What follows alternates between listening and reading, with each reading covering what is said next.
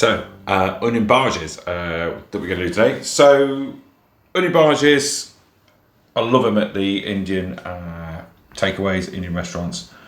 This is our little way of doing it. I've sort of tweaked it over the years. This is super tasty. We're going to end up making a batter and a mixture with these onions, and then they're going to go into oil about 170, 180 degrees.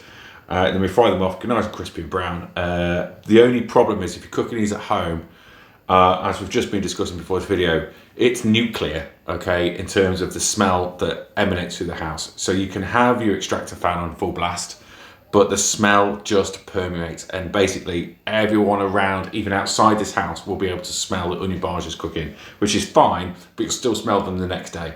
So just bear that in mind when you fry them, because you're essentially frying oil and spices and it's up into the air. So if you don't care about such things, that's fine.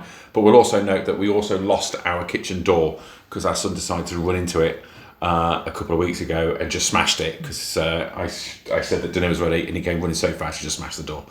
Which you might have seen when Finley was actually making something outside. This is not down in the office. You can see the smashed door. Anyway, I've gone on too much. So we've got onions, we've got gram flour, we've got garam masala, which is homemade. Again, I've said this before, if you're using garam masala and it's shot bought, it's a completely different beast completely. So you're looking at about half a teaspoon like max, and then trying to taste it, see where you're at. There's a good couple of tablespoons of homemade garam masala in there, and there's about a tablespoon of some ground coriander. And then we've got a lemon juice and lime juice, one lime, one lemon, that I've squeezed that's in this one just here. You can use two lemons, it doesn't matter, just a little mixed.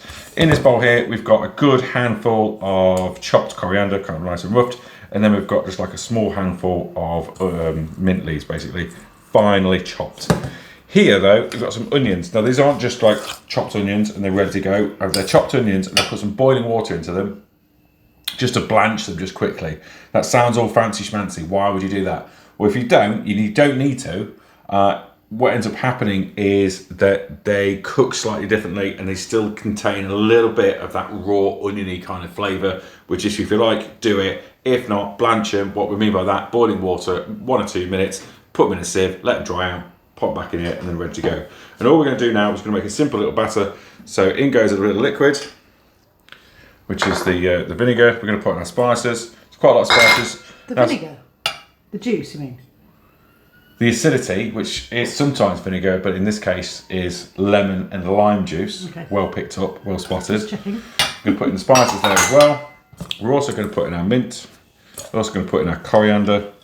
Now, looking at this mix, I'm probably not going to put in all of that coriander, probably a little bit too much.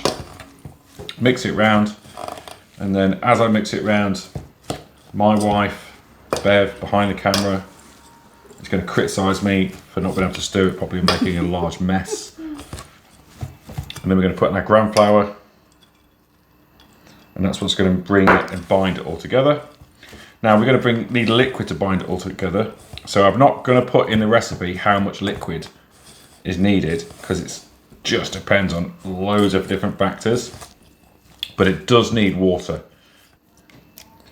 So that's like a tablespoon of water there. You put too much liquid in and you end up having a battle of putting more gram flour in just to create this mix. And all we're trying to do is bind it all together. And do you know what? We need more gram flour. What do you reckon? What does the recipe should now say? What does it say there? 3? 3 heaped tablespoons. Let's put in 5. A little bit of water, 5 heaped tablespoons. It's like it never happened.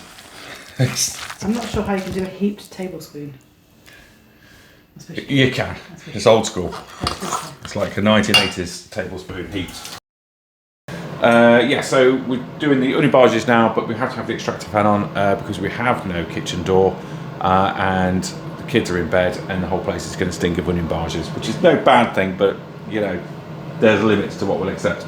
No full quenelle or anything crazy like that. Pop it in there. Lovely. And then we're going to get busy. And that's it. Just going to fry these off, make a right mess of our cooker.